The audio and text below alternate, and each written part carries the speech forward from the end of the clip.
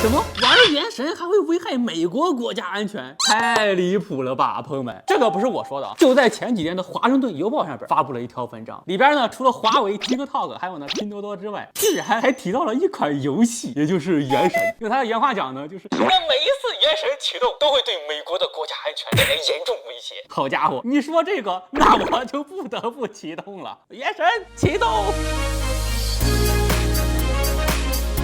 不单单要启动，我还要在拼多多上买了华为启动原神。原文啊，大家可以自己去找。其实也不是老美啊第一次提原神了，早在20年原神刚开服的时候，就因为反外挂程序被老美呢直接打成了间谍软件，专门发了一条报道：你在玩电子游戏的时候，可能在受中国的监视。下边附了一张大图，就是原神的，但是好歹没有指名道姓。但是在22年的时候，事情就有点微妙的变化了。纽约时报啊直接指名道姓的说，来自中国的原神在电子游戏领域打败了日本。整篇文章用一句话概述啊，这玩意儿虽然很牛逼，但它呢是中国的。虽然说它是中国的，但它呢是学习日本的。虽然说它是学习日本的，但是这玩意儿啊确实挺牛逼。但是不管怎么样，因为它是中国的，所以呢我们就应该抵制，基本上就这意思。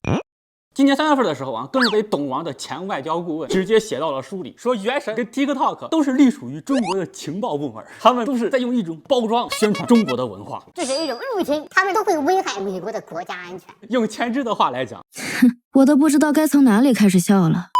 你说 TikTok 啊对美国人影响大啊，这点我还是相信的。但是原神它就是一款12+的游戏，它也能上这个名单，我只能说米哈游跌上神坛了。这玩意儿的含金量可比 TGA 高多了。这老多人说的时候，米哈游文化输出，然后觉得你吹什么吹？这下可好，它直接官方认证了。我们知道，虽然说原神里边有很多国家，但是主体内核啊一直都是中国文化。这个东西它就是一个潜移默化的过程，当他们还没有反应过来，就慢慢的影响到他们了。如果说你是强行的塞入的话，他们就会产生心理防备。拿3国来举例，玩过光荣游戏的朋友们肯定都知道，光荣里边塑造的这个吕布，跟我们常识中认识的吕布简直就是天差地别。光荣里边的这个吕布勇猛高大战神，但是呢，我们理解的吕布是什么？我堂堂大丈夫，安肯为汝之义子？攻若不弃，不愿拜为义父。